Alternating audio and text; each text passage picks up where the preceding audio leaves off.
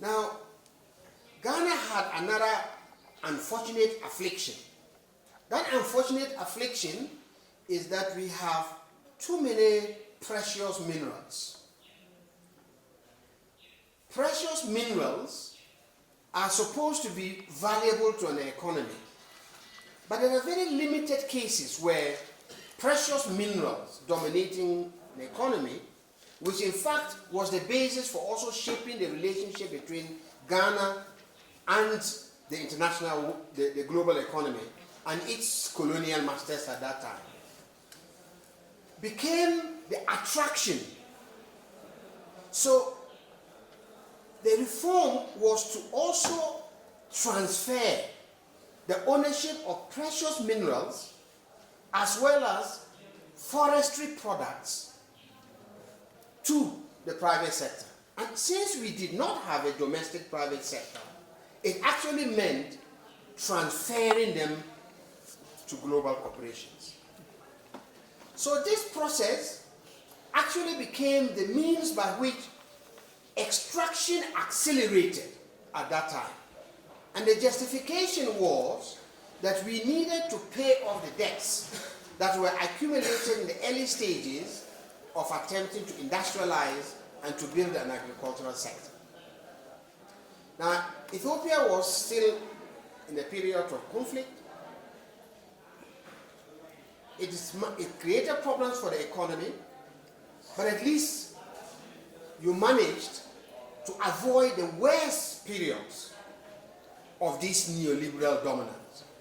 Throughout that whole period, Ghana's economy from 1985 all the way to about the year 2000 was growing negatively. And that's the same for the continent. The continent lost 2 decades of economic growth. It was a negative growth for 2 decades. So Ethiopia did face negative growth, but this was as a result of the conflicts. When you re-emerged, at a rather interesting time, because this experiment that had then led to the deepening of poverty, the collapse of education and health systems all across the continent, including my own country, had created a little bit of a shame with the institutions that were promoting the logic. So the IMF and the World Bank found their backs against the wall, and development assistance, those who pay them, give them the money to lend, also then started to retreat. So politics in the developed world turned against development assistance generally, but that also meant that there was a major danger for the institutions that were promoting them. There was another source of embarrassment, which is that in all the periods of the 1980s, 1990s, that the only part of the world that was growing and industrializing were the parts of the world that did not allow the dismantling of the state. And that is North Asia, East Asia, and Southeast Asia. So Latin America and Africa, that were the subjects of this experimentation, went into serious contraction and de-industrialized quite rapidly. So when Ethiopia re-emerged, you re-emerged at this really interesting time where the environment allowed for a different pathway to transformation. Even then, up until 2005, Ethiopia was also a candidate of neoliberalism. Whatever 2005's election results were, they were definitely an important wake-up call for it to flatter, much easier to deal with than the topography of Ethiopia. It's more hilly, more complex, more expensive to manage. So a vast country with very difficult topography is a harsh starting point for transformation.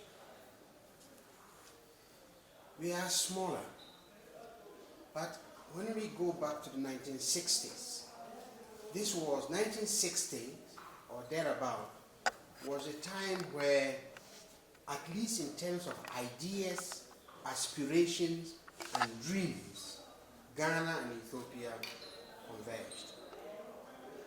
You only now know about Ghana either about Kwame Nkrumah or Kofi Annan, and if you are a footballer, then Asamoah Gyan.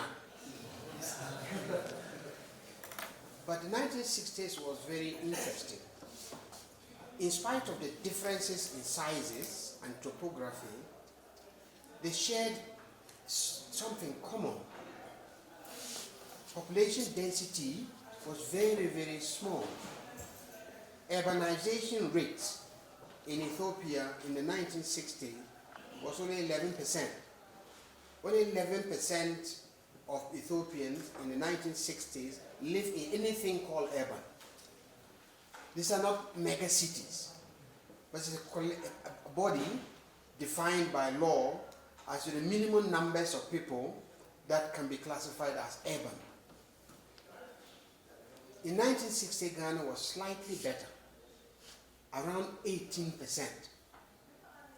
But the population size in Ghana in the 1960s was only 3.5 million. Ethiopia was about 25 million at the time. But that vast space in 25 million with a small urban population, similar in Ghana, with a small urban population, makes industrial development almost an impossibility. There's just not enough concentration of labor and skills and domestic demand to make industry viable. And distances for international trade were equally vast and defined at that time by technology. You really had to go via slow steamboats to sell your goods back and forth. Yet, in the 1960s was when our leaders dared to dream. It was like taking a 15th, 16th century economy and trying to pull it into the 20th century at that time, with all the odds stacked against you.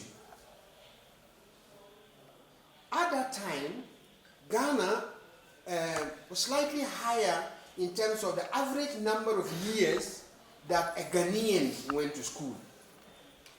And at that time it was, actually, average was 6 months. That is, if you divided everybody's schooling by the number of population divided by years, the average Ghanaian went to school for 6 months. At that time, the average Korean had gone to school for 5 years. So if you believe that economic development is really about skills and about knowledge, then our starting points were exceedingly harsh. Yet, this was a time when the industries that still survive in Ghana today were established. Similar to Ethiopia, the backbone upon which further change happened started in the most difficult times of our histories. That was as far as convergence went. Nkrumah was overthrown, Haile Selassie left, we went into our different paths of turbulence. So in our case, or in both cases, we had military regimes. Following the military regimes, Ethiopia went into conflict. Ghana stayed in the military regimes without an obvious large-scale conflict. But both have their opportunities and challenges. So from the 1980s, Ghana became a star principal, a star pupil of the dominant thinking of economic development at that time in the 1980s. So from being a star post-independence country that quickly went into crisis after a CIA-inspired coup against Kwame Nkrumah, we became another star pupil, which was the biggest experiment of how an economy ought to be transformed using principles that suggested dismantling the prominent role of the state in the economy. And so the argument there at that time was that the private sector is not growing because the state is dominating the space and squashing the private sector. Everything has to be done to control the private sector in the entire economy. And now remember, the entire economy is not just production of tangible goods, it is also services. That means it is education, it is healthcare, it is even distribution, it is storage systems, it is food buffer stocks. It's the entire architecture of the economy.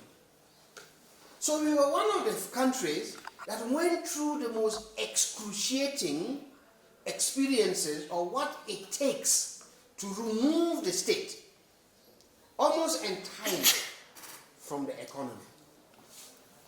Now, Ghana had another unfortunate affliction. That unfortunate affliction is that we have too many precious minerals. Precious minerals are supposed to be valuable to an economy, but there are very limited cases where precious minerals dominating the economy, which in fact was the basis for also shaping the relationship between Ghana and the international, the global economy and its colonial masters at that time, became the attraction.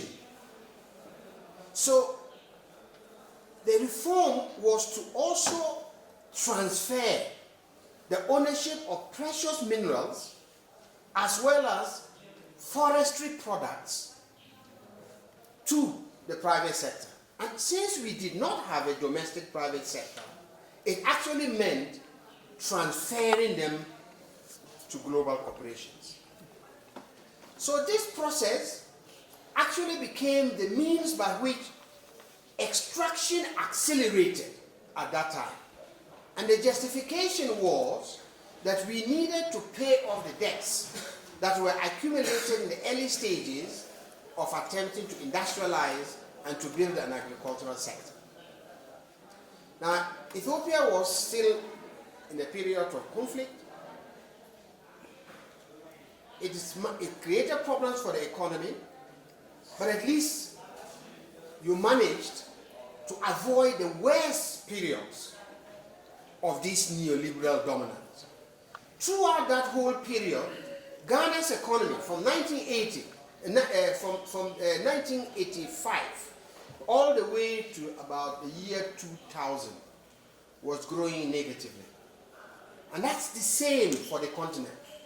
The continent lost 2 decades of economic growth.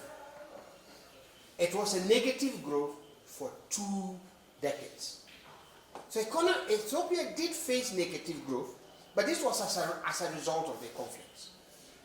When you re-emerged, at a rather interesting time, because this experiment that had then led to the deepening of poverty, the collapse of education and health systems all across the continent, including my own country,